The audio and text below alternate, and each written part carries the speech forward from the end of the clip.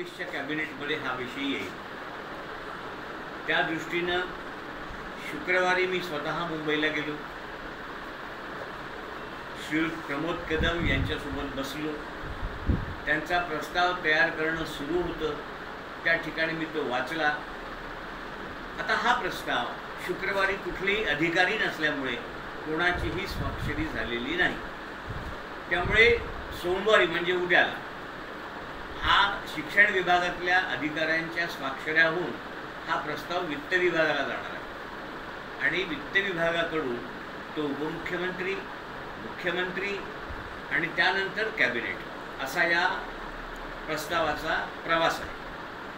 त्यामुळे येणाऱ्या कॅबिनेटमध्ये म्हणजे मंगळवार बुधवारी 21-22 तारखेला तो येईल याची शक्यता खूपच कमी आहे, पण त्याच्या पुढच्या कॅबिनेटमध्ये मी हा प्रस्ताव आणण्याचा पूर्ण प्रयत्न करतो, 100% प्रयत्न करतो। एवढ्याचसाठी ही व्हिडिओ क्लिप तुम्ही फक्त पाठीवर हात ठेवून लढ म्हणा, लढतोय।